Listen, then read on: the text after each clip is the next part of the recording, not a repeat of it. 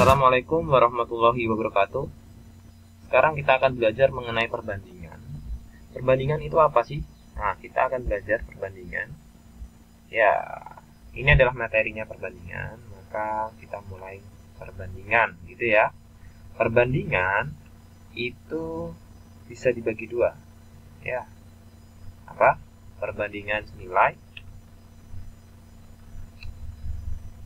Perbandingan senilai dan perbandingan berbalik nilai atau berbalik nilai boleh. Perbandingan berbalik nilai atau terbalik nilai boleh. Ingat, kalau perbandingan senilai ya, atau ini saya menggunakan warna yang lain. Kira-kira hijau gitu ya. Nah, kalau perbandingan senilai, maka rumusnya adalah A1 per A2 sama dengan B1 per B2. Ingat, A1 per A2 sama dengan B1 per B2. Oke. Sedangkan yang ini rumusnya dibalik aja, yang namanya gini. Jadi B2-nya taruh atas ya. Sehingga gini. Oke. Ciri-cirinya perbandingan senilai ya, ciri-cirinya adalah saya akan kasih jika satu kejadian ditambah gitu ya, maka kejadian lain ikut bertambah, maka kejadian lain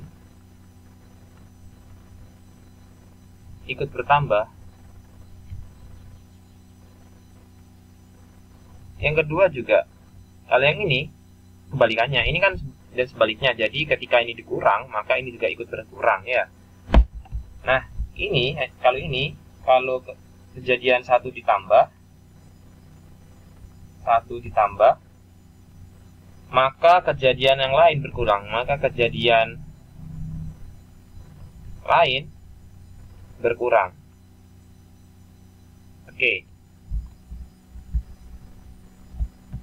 Oke, kita akan coba di beberapa contoh ya. Oke, kalau jika kita ketemu soal dengan,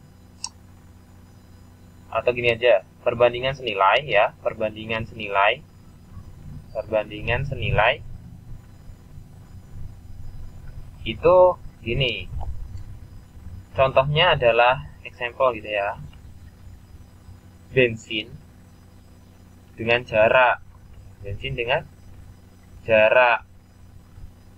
terus buah dengan harga. Jadi kalau semakin banyak bensin ya, maka jaraknya juga semakin banyak juga kan yang bisa ditempuh, atau semakin jauh yang bisa ditempuh. Kalau buah, ini semakin banyak buah yang dibeli, maka harganya juga semakin tinggi, seperti itu. Jadi kalau ini naik ya, yang di sini naik, maka di sini ikut juga naik. Kalau di sini turun, maka juga jaraknya ikut pendek ya. Jadi kalau ini naik. Jadi intinya adalah kejadian satu naik, maka kejadian yang lain naik. Kejadian satu naik, kejadian yang lain naik. Kalau perbandingan tidak senilai ya, perbandingan terbalik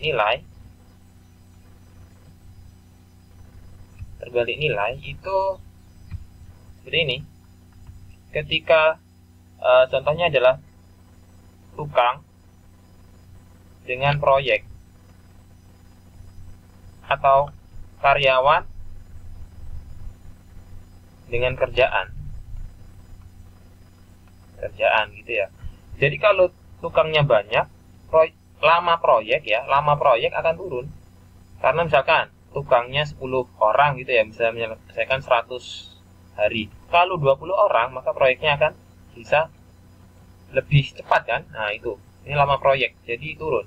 Kalau karyawan naik, juga kerjaan akan semakin enteng gitu kan. Nah, kalau karyawannya turun sedikit, maka kerjaannya berat gitu. Oke, itu adalah materi dari perbandingan. Terima kasih telah menonton. Wassalamualaikum warahmatullahi wabarakatuh.